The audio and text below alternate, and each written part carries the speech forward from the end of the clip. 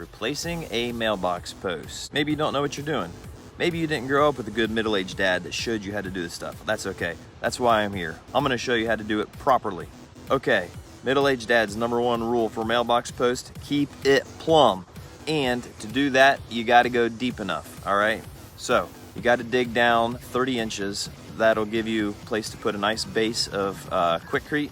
Then you can put your post, and it's still gonna be a good 24 inches down.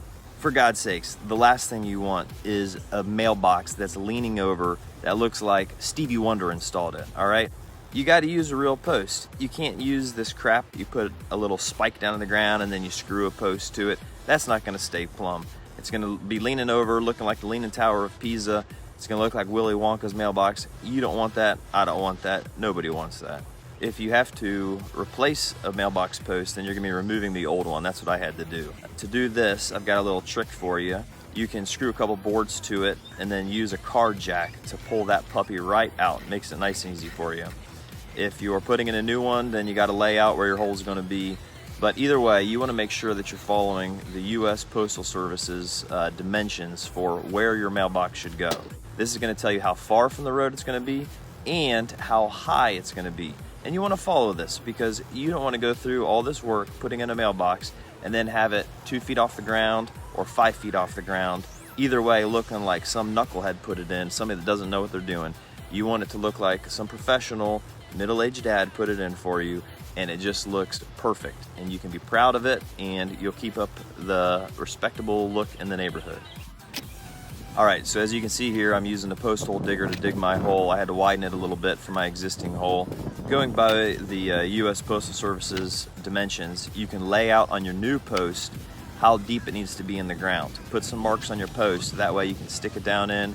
You'll know when you're at the right depth with your hole. Now, once you get your hole deep enough, you want to put some Quikrete in the bottom, I'd say a good 4 or 6 inches, and then you can stick your post down in there.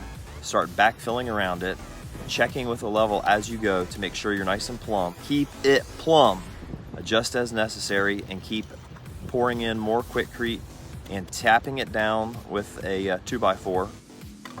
In my situation, I put a little bit of water on the Quikrete, and I was doing this because I poured a little bit of Quikrete down the hollow post that I had, and I wanted the two to kind of mix together and set. But you don't have to put water on the Quikrete. There's enough moisture in the ground that it will set up and turn hard concrete over time. But in this case, I did mix a little bit in there.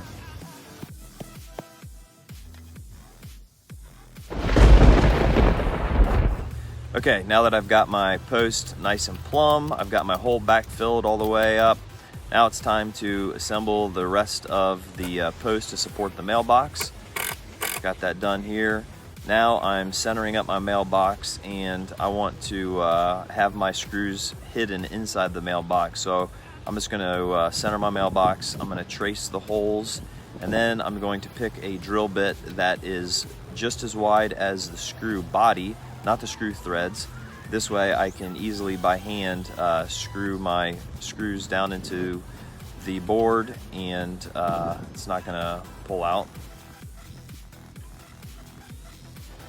And there you go, mailbox is done. Now it's all that's left to do is put my numbers on the side, and the wife should be happy, I'll be happy, and hopefully the neighbors will be happy.